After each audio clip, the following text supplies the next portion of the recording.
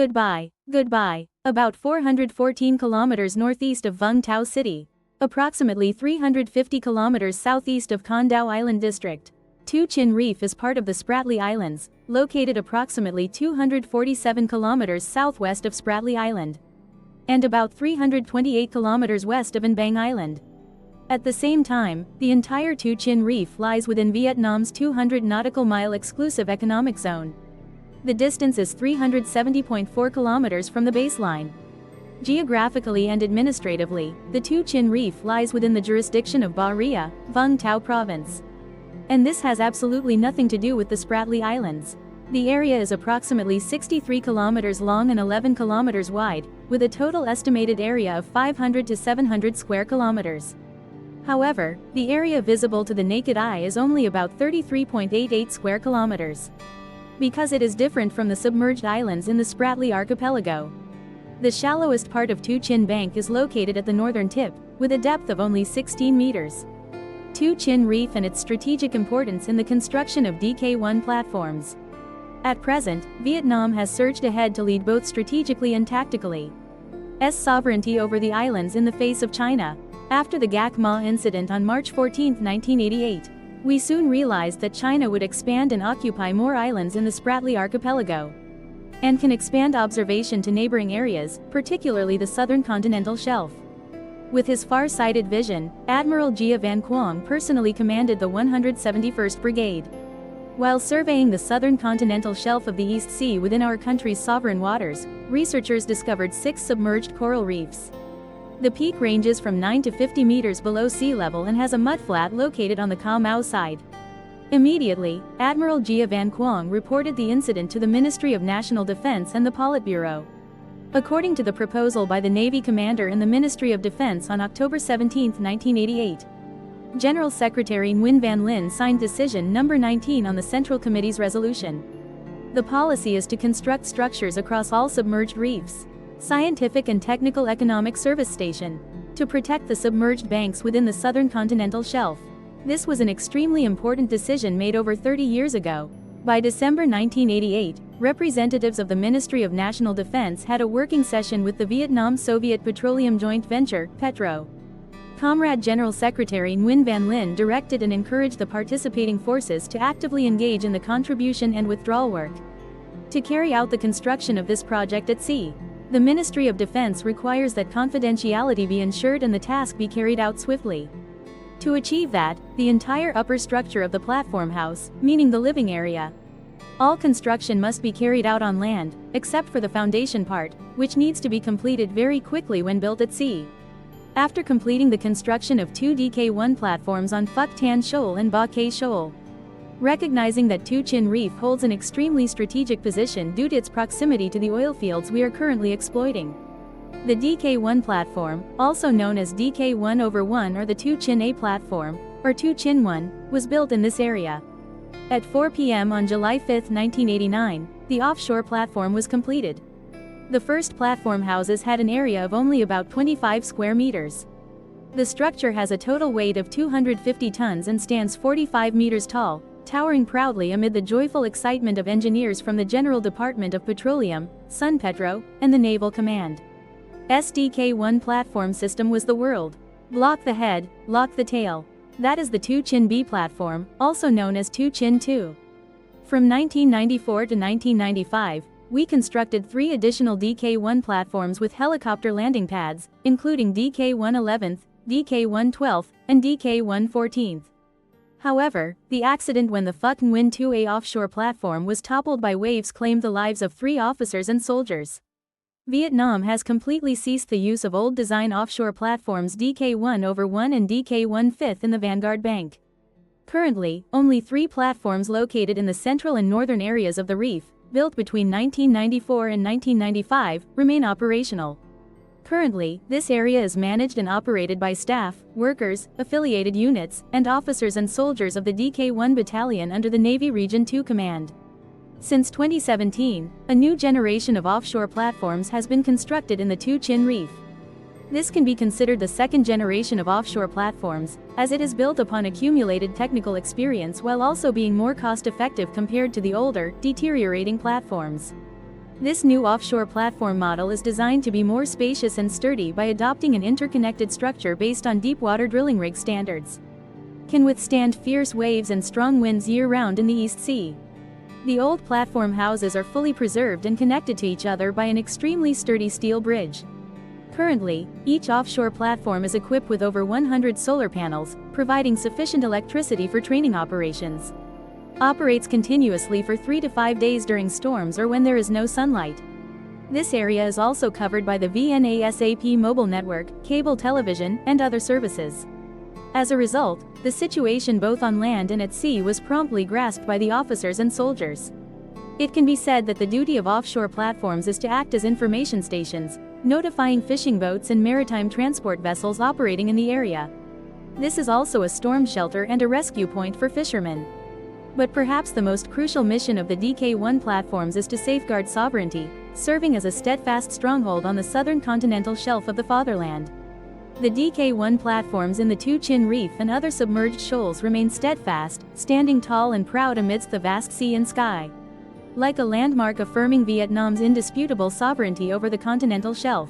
Tu Chin Reef has 2 lighthouses managed by the Southern Vietnam Maritime Safety Corporation, under the Ministry of Transport. Both lighthouses have a focal height of 22 meters, a light range of 22 kilometers, and emit white light. Among them is a Group 2 lighthouse with a flash cycle of 13 seconds and a Group 3 lighthouse with a flash cycle of 8 seconds. Though far from the mainland and facing harsh weather, the soldiers steadfastly endure life here. This place not only has fierce, towering waves but also sits nearly 50 meters above sea level. But the officers and soldiers on duty at the rigs in Tu Chin Reef remain fully aware of their responsibilities, standing united to overcome all hardships and challenges. As long as there are people, there will be offshore platforms.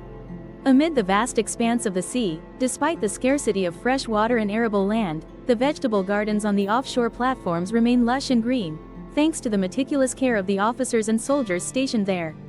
Seafood was also one of the main food sources for the soldiers, alongside dried provisions. The soldiers caught a lot of fish, so they stored them in the freezer to keep them fresh. Not only did the unit excellently fulfill its assigned tasks, but it also actively participated in community engagement efforts, organizing medical checkups and providing medicine for fishermen. Additionally, the unit supplied fresh water to many offshore fishing vessels and delivered essential food supplies, becoming a reliable support system that helped fishermen feel secure in staying at sea and venturing farther out. The year 2020 was a prime example when the DK-11 platform in the Vanguard Bank promptly rescued 30 fishermen in distress after their boat was sunk by a storm at sea. Additionally, the officers and soldiers here always prioritize effective propaganda efforts.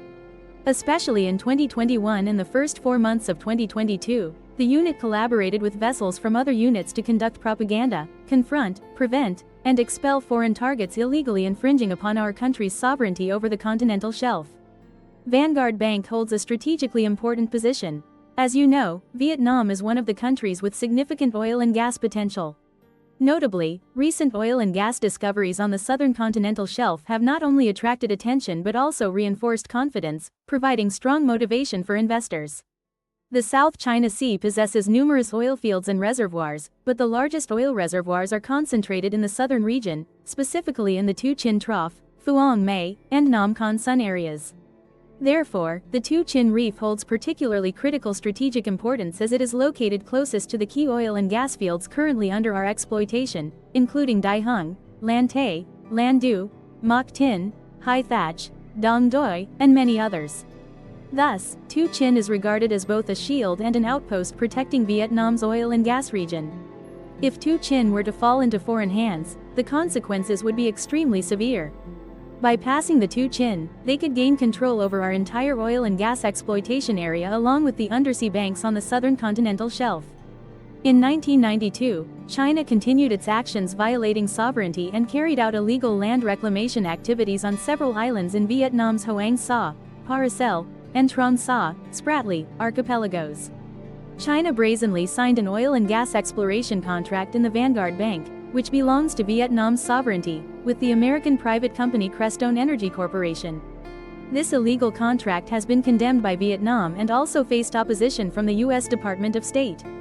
9-line. China has violated the fundamental principles of the 1982 United Nations Convention on the Law of the Sea, a document it has joined and pledged to comply with. 3 years ago, over a span of nearly 4 months, exactly 113 days from July 4 to October 24, 2019. The geological survey vessel Haiyang 08 was escorted and protected by a sizable fleet of armed and semi-armed Chinese ships. Notably, the Coast Guard ship with a displacement of over 10,000 tons, bearing the hull number 3901, along with the maritime militia vessel Qian Sanza U0014, operated relentlessly day and night, continuously entering and exiting the archipelago area. 4 survey campaigns have been conducted in the waters around Vanguard Bank, within Vietnam's 200 nautical mile exclusive economic zone and continental shelf. To justify the illegal activities of the Haiyang DG-8 survey vessel group while operating deep within the 200 nautical mile exclusive economic zone and continental shelf under Vietnam's sovereignty. China's claim that the activities of the Haiyang DG-08 survey fleet are lawful is completely unreasonable and wrong. Tu Chin Reef is part of the Spratly Islands, which China refers to as the Nansha Islands. Overall, China's actions in the Vanguard Bank aim to achieve dual objectives simultaneously. First and foremost, China is deliberately turning the waters that clearly belong to Vietnam's sovereignty into a disputed area. And they are deliberately exerting pressure, forcing us to exploit resources in the Tu Chin Reef area within China's maritime territory. Feint to the east and strike in the west. At the same time, this is also a way to test the reactions of ASEAN countries in the international community. Third, that period also coincided with escalating tensions in the US-China trade war, accompanied by complex developments in the South China Sea. This will strengthen domestic confidence in China and enhance the country's standing among its allies. At points of similarity with the US, the more insidious effect is undermining the confidence of partners and investors, making them hesitant to cooperate in Vietnamese waters. However, in the Vanguard Bank area, Vietnam has long been conducting oil and gas exploration and exploitation activities. Has built service clusters named DK1, fully complying with regulations on the rights and obligations of coastal states. According to Article 60 of the 1982 United Nations Convention on the Law of the Sea, the provisions concerning artificial islands, installations, and structures on the continental shelf are clearly stated. Vietnam affirms that it has no intention of turning submerged banks on the southern continental shelf into islands and does not consider them part of the Spratly archipelago. At the same time, denying this connection. In response to China's baseless claims when it brazenly asserted sovereignty over the Vanguard Bank area, we can firmly assert that, based on geological, geographical, and legal grounds, the Vanguard Bank area belongs to Vietnam's sovereignty. Tu Chin Reef lies entirely within the exclusive economic zone and continental shelf under Vietnam's sovereign rights. This is absolutely not a disputed or encroached area. Therefore, China has absolutely no international legal basis to claim sovereignty over this area. Legally, Vanguard Bank belongs to Vietnam's sovereignty, which international legal experts have confirmed is entirely outside any disputed area. Therefore, Tu Chin Reef is not and will never be a disputed area. Vanguard Bank is located on Vietnam's continental shelf and within its 200 nautical mile exclusive economic zone, as defined in accordance with the 1982 United Nations Convention on the Law of the Sea. At the same time, this maritime area has been consistently and sustainably exploited and utilized by Vietnam in accordance with its legitimate economic interests. This is not something that has only emerged now, nor is it a new sovereignty claim, and even less so is it an area currently embroiled in maritime disputes. On the other side is the 2016 ruling of the International Arbitration Court, which affirmed that Tu Chin does not belong to the Spratly Islands. The 2016 ruling was issued after the Philippines filed a lawsuit against China for misinterpreting and misapplying the 1982 UN Convention on the Law of the Sea in the South China Sea. To assert the absurd 9-line claim, which encroaches on nearly the entire South China Sea. In 2016, the International Arbitration Tribunal ruled that those reefs lie outside the scope of the Spratly Islands. The isolated coral formations do not belong to the Spratly Islands. The sandbanks